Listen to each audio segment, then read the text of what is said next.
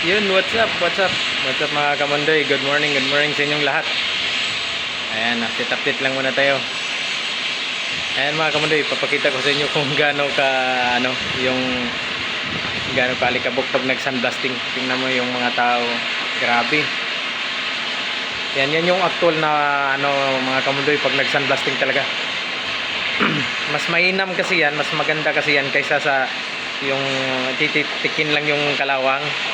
Yan talagang tanggal talaga pintura yan at saka kalawang yan, oh. Pero risky talaga yung trabaho, grabe. Ayun, oh, yung alikabok, parang yung nagtatrabaho talagang kumakain ng alikabok. Yan, minsan maawa ka, pero kailangan talaga trabaho talaga.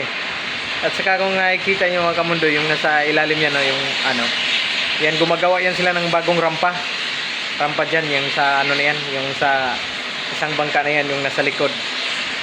Yung rampa niyan, yung sinasandblasting, okay yan, wala yan yung problema, bago ang rampa. Yung sa kabila tinanggal, dinisign nila uli bago. Ayan, busy yan sila.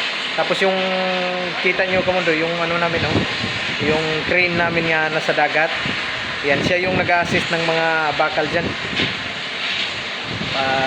Paghalimbawa, kasi nasa tagiliran na banda sa tagiliran ang trabaho, kaya kailangan ng mabigat yung bakal, kailangan ng crane talaga. Yan, gamit talaga yan siya, oh. Pag sa lupa itong mga tawag nito, mga bulldozer lang o whatsoever, yung yan yung mga ginagamit. Pero pag sa dagat yun siya, malaking trabaho yun kasi pang mabigatan yun. Kahit mabigat na bakal, kaya niyang angatin. Mga 60 yata yan, napanood mo sa dati kong vlog, mga 60 yata, 60 ton kaya niyang iangat. Kaya malakas din yan siya. Ayan mga kamundoy, grabe, tingnan mo yung usok ko. Dalawa lang tumitira niyan mga kamundoy.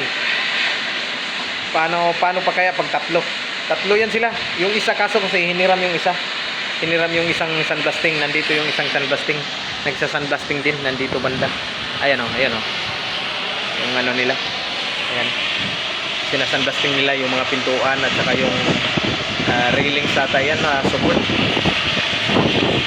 Ayan o mga kamundoy, yung pintuan na bakal at saka yung railings na ayan o, parang pabilog na yan. Bago din yan kasi nasira na yan kasi nabunggo kasi yan, na aksidente, kaya nandito yan mga kamundoy. Tapos yung iba mga kamundoy nandun, doon sa kabila naming company, asa malayo yun, hindi ko maano yun doon. May na yun lalabas na yung isa dyan. Magkaano lang sila, pareho lang kumpanya, apat yan sila. Ito yan, itong isa na yan, yung ferry na yan, saka yung dalawa nandun, at saka yun doon, apat yan sila. Yung isa umalis na, 5 yan dito sila dati. Kaya tingnan mo yung company namin, yung tawag nito, yung pier, wala na, puno na yan, wala na ibang paglagyan, nagkadubli-dubli na yan dyan. Dito sa kabila, isang crane at saka isang barko. Dito naman, dami. Pakita ito kamundoy, dami hindi mo pala kung maano nyo kasi masyadong maliwanag. Ayan dami yan. Isa malaki, tapos mayroong medyo malaki-laki, tapos mayroon pa sa tagiliran niya. Malikabok kasi. Ayan mga kamundoy. Grabe. Hindi pa masyadong malamig dito mga kamundoy. Pa winter pa lang. Kaya ganyan yung parang nagpapag pa. Siya, hindi siya masyadong clear ang yan lang mga kamundoy, papakita ko lang sa inyo. Maganda sana kung nag-sunblasting to ditong malapit kasi tawag nito, makita talaga ba yung actual. Kasi pag nasa malapit kanya mga kamundoy, alikabok at saka delikado sa mata. Kailangan may salamin ka talaga dyan kasi talsikan yung mga buhangin lakas ba naman ng niyan, ng compressor niyan, ng hangin, makina ang hangin niyan. Dito nga mayroong ng linis na ng mata. Ayan ko, ano kayang nangyari dyan? Baka napuwing na naman yan siguro. Ayan yun sila dyan yung isa, tinitingnan yung mata. Kaya yan, delikado dyan pag wala kang salamin.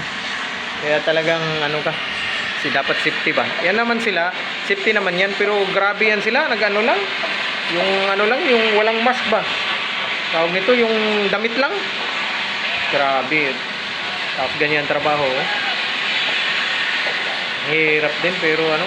Yung ano na yan mga kamandoy, yung nasa baba na yan, yung tatlo na yan, yan yung mga compressor.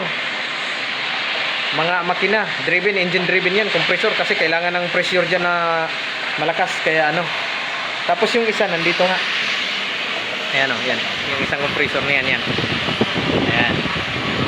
4. Yung movable yun, yung nasa sakyan. Yung dinadala-dala. Pero mga maliitan lang yan siya. Maliit na makina yan, maliit na compressor. Pero pag mga malakasan yan, isa, saka yung dalawa dun. Yan o, yung nakahilira dun na malapit sa buhangin. Ayan. Kita ko yung maganda sana kung lapitan talaga yan kamundoy. Kaso dito natapos na eh. Pag akyat ko natapos na. Iniwan ko kasi pag nagtrabaho, iniwan ko yung cellphone ko. Pag akyat ko lang.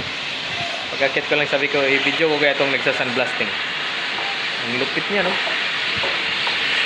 Grabe. Ayan lang mga kamundoy. Update ko lang. Wala, daming trabaho. Daming trabaho, dami din pera. Pag marami trabaho, maraming pera. Ayan, mas maganda yan. Yun sila, yayaman sila. Ayan lang. See you next time mga kamundoy. Update lang, pakita ko lang sa inyo. Yan. Sige, bye-bye. See you next time.